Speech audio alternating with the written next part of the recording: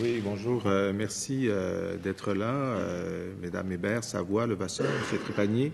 Dans votre mémoire, vous revenez sur une revendication qu'on a entendue très souvent depuis le début de ces audiences, c'est le maintien de représentation de proximité dans le système.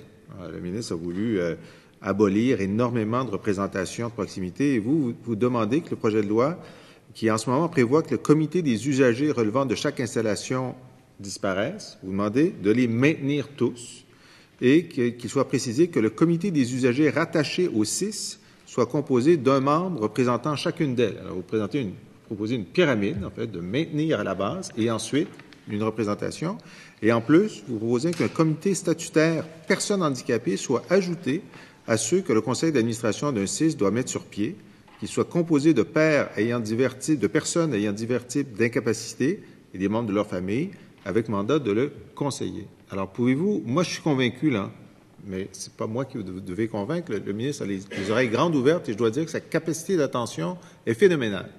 Alors, pouvez-vous lui expliquer pourquoi ces revendications sont essentielles? Bien, nous croyons d'abord que les comités d'usagers au niveau des installations, des centres de réadaptation par exemple, doivent être maintenus parce que c'est totalement différent du comité qui sera au niveau du CIS, simplement parce qu'ils sont très près de la clientèle. Ça, c'est vraiment le service à la proximité. Ils conseillent les clients, ils les suivent, ils conseillent également l'installation au niveau de la qualité des services. Par contre, je pense qu'il va falloir peut-être une interprétation. On n'a peut-être pas été tout à fait précis. On ne demande pas que chacun des... C'est peut-être ça qu'on peut comprendre là, dans la formulation, mais ce qu'on voudrait au niveau régional, c'est que c'est un représentant par mission. N'est-ce pas? C'est un peu...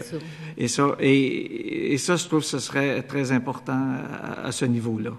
Tu peux compléter? Oui, c'est vrai qu'on demande plusieurs mesures, puis c'est vrai qu'une de nos recommandations manque de précision là, quand on disait que... on demande le maintien des comités des usagers par installation, mais ce qu'on voulait par rapport aux représentations des usagers dans le centre intégré, c'était pas nécessairement que tous les comités d'usagers soient représentés au centre. On sait que ça en ferait beaucoup trop.